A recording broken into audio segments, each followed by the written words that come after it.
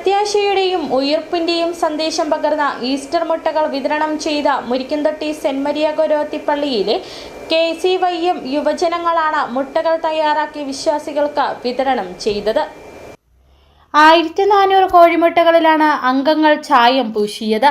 Happy Easter എന്ന സന്ദേശവും മുട്ടയിലെഴുതി തിളപ്പിച്ചെടുത്ത പുറന്തോട് കളയാത്ത മുട്ടകളിലാണ് നിറം നൽകുന്നത്.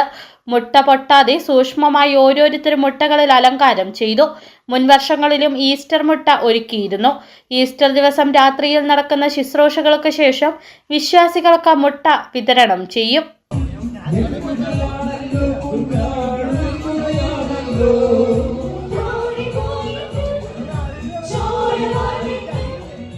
ക്രിസ്തുവിന്റെ ഉയർപ്പുമായി ബന്ധപ്പെട്ടതാണ് ഈസ്റ്റർ മുട്ടയുടെ ചരിത്രം. മരണത്തെ ജയിച്ച് ജീവിതത്തിലേക്കുള്ള തിരിച്ചുവരവ് പുരാതന കാലത്തെ മെസൊപ്പൊട്ടേമിയയിലെ ക്രിസ്ത്യാനികളുടെ ഇടയിലാണ് ഈസ്റ്റർ മുട്ടകൾ ആചാരമായി തുടങ്ങിയതെന്ന് പറയപ്പെടുന്നു. ബ്രിട്ടനിൽ 15-ാം നൂറ്റാണ്ട് മുതൽ അരിമാവും പഞ്ചസാരയും കൊണ്ട് മുട്ടകൾ ഉണ്ടാക്കുമായിരുന്നു. കോഴി, താറാവ് എന്നിവയുടെ മുട്ട തിളപ്പിച്ചെടുത്ത് പുറന്തോടിൽ ചായങ്ങൾ പൂശുന്നതാണ് പരമ്പരാഗത രീതി. പണ്ട് പച്ചക്കറികളുടെ ചാറും പ്രകൃതിദത്തമായ വസ്തുക്കളുമായി നിറം പകരാൻ ഉപയോഗിച്ചത്.